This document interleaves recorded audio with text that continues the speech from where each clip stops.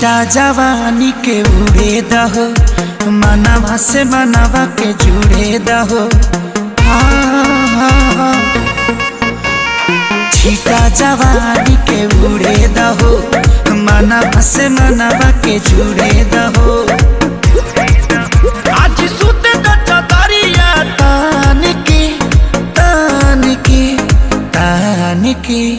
टूट जाए राजा जी, टूट जाए राजा जी पलंग सागवान के, टूट जाए राजा जी पलंग सागवान के।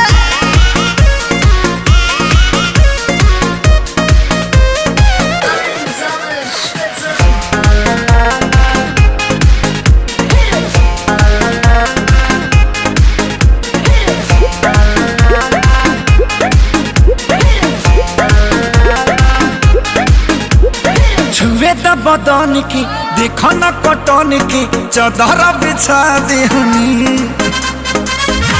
पलम जी मन पिघला देहनी, पलंग पर झुलुआ झुला देहनी।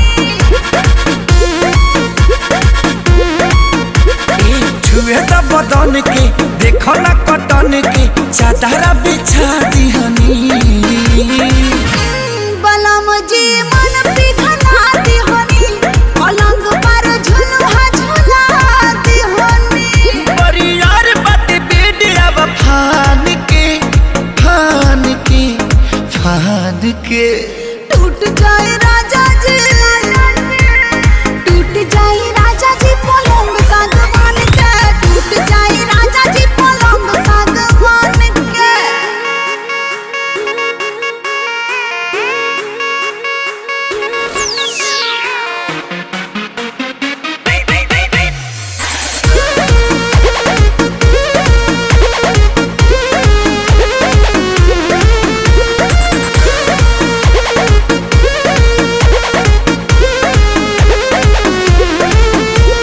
बने त बेसरमी देहिया में गरमी पैठे लागी हो।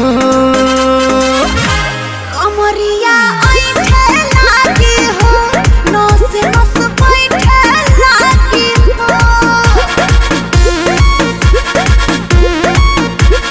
बने त बेसरमी देहिया में गरमी पैठे लागी हो।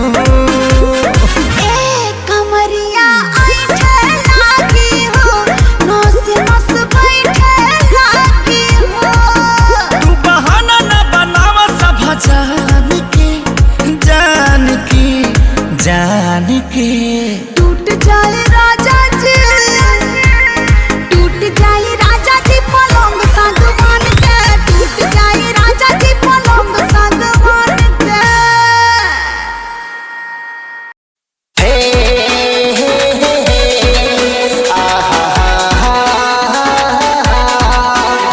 प्रतापगढ़ के हाई दबंग मैडम जी।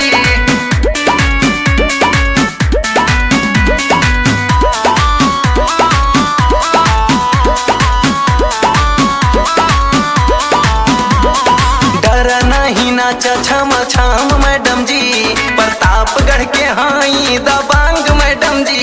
प्रतापगढ़ के हाई दबंग मैडम जी। डर नहीं नाचा छम छम मैडम जी, प्रतापगढ़ के